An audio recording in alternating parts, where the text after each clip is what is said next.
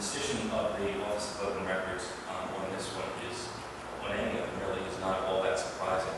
And an enormous majority of the decisions of the Office of Open Records are going in favor of the requester.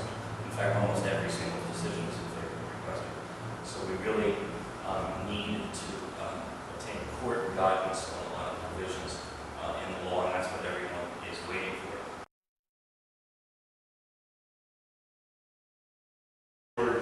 Are really questioning the all voter record is really overstepping around in that we get judgment and rendering decisions. A lot of people believe that they are overstepping their bounds. They make no bones about the fact that they are very, very, very pro-disclosure on every issue. And if you go to their website, you will see virtually no decisions in favor of a municipality. So we need, everybody says we need court guidance on these issues.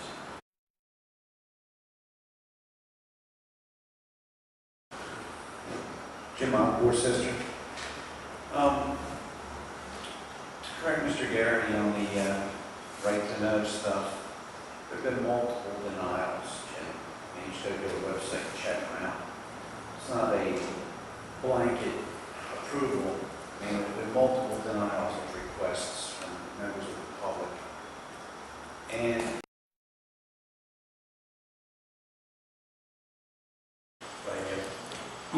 You mind if I sit here since the mic's not working? The last supervisors meeting, you guys voted on the approving taxpayer funds for the appeal for the right to know case. And you and I went back and forth about what was in that appeal and why you're going forward. And you pretty much exclusively were relying on your solicitor because you said you're not a lawyer, right? As far as the legalities, Right. But you're relying upon his impressions and his opinions as to what's going on, right? to a certain extent, I have my own Right. opinion about it. Yes. Right. Well, when I asked you the questions, you were saying you're not a lawyer. Jim's the lawyer. He's telling you You're something. asking legal opinions. Right. Well, I'm going to give you a quote from Jim at the last meeting. Okay. All right? Jim says, the enormous majority of decisions of the Office of Open Records are going in favor of the requester. In fact, almost every single decision is in favor of the requester. You remember that? Yes. So the need for court guidance. So the need to go forward with the court because the Office of Open Records is tainted, one-sided, pro-requester, etc. I would say that's probably our opinion.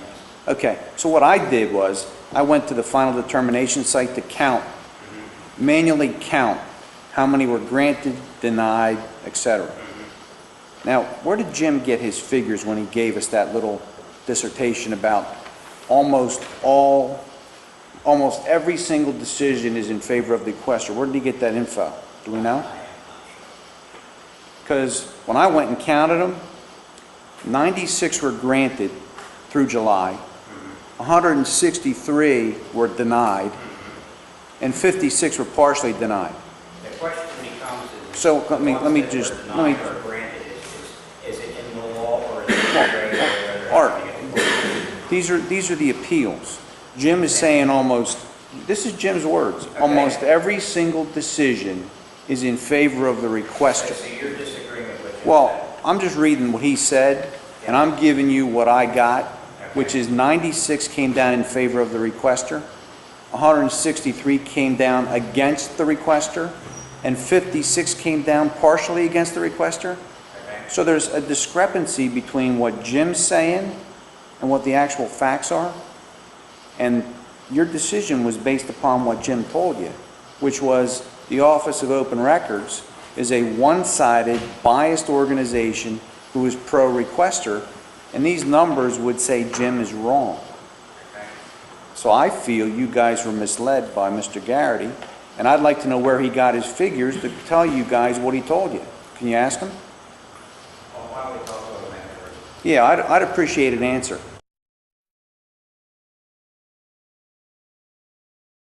at the last meeting when I asked you about the statement made by Mr. Garrity, the enormous majority of decisions of the Office of Open Records are going in favor of the requester. In fact, almost every single decision is in favor of the requester. You said you were going to get me an answer on that as to how Mr. Garrity came up with that? Did you get me an answer? No, I did not. Maybe Mr. Garrity? Well, it's, you have comments on anything that's going on. Well, no, I think, It's not a question and answer. well, I think Comments this, period. I think this needs to be answered because you guys went forward on spending taxpayer funds based upon that false statement. That is not necessarily the reason that we went ahead. Well, he made a false statement, It was, I understand where he was coming from. and I think he needs to justify his statement to us and the public because you were basing your decision upon his advice. And that's a false statement. And you were misled by him. Now, I think he deserves to tell us and you where he came up with the information to make that claim. Simple. You said you were going to ask him after the last meeting, and I said, I okay. remember saying that it's possible I did. I understand where he was coming from. Is there any other comments that you want? Well, I'd like to get an answer to the question. I think he's just ask him right now. Where does he come up with that statement? And read it again? I understand what you're saying. I understand where Because you're I'll be honest with you, Art, I'm a little tired of getting these false statements out of the board and the solicitor. It's not like this is the first time. Okay? This is getting to be a habit.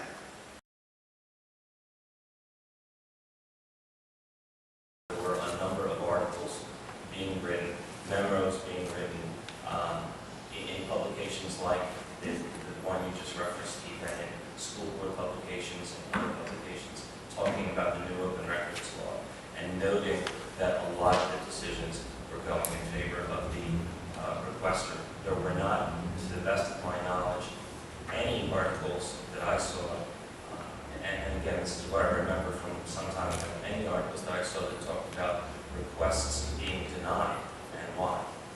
They were all articles, or I shouldn't say all, they were, the great majority of the ones I saw were articles about requests being granted, and some of them were being very unexpectedly granted. I did not do the survey that Dr. Malik says he did of the entire website.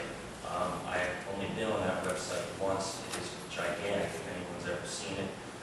It is extremely difficult to do the kind of count that Dr. Malik says that he did. I don't doubt that he did it, but it must have taken hours and hours and hours to do any kind of count. And the website grows by leaps and bounds every day. So the answer to the question is no, I didn't review the website. I reviewed only those articles that were available to me as a solicitor and available to my office as school district solicitors.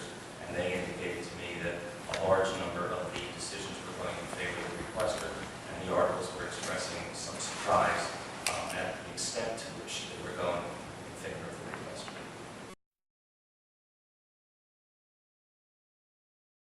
I go with the open records piece. Mr. Garrity says that he got his research from articles. Okay? Mr. Wood, are we going to go through all this again? Well, I'm going to make it quick. This is going to be quick. I'm just going to show. Just to be clear, I only agreed to answer the questions because they came from you. He don't agree to answer doesn't, the he doesn't even have to answer. I'm just going to illustrate how his answer was incorrect. He said he got his research for his first statement from articles. The second comment that I quoted him was, a lot of people believe they're overstepping their bounds and making the office of open records. They make no bones about the fact they are very, very, very pro-disclosure on every issue.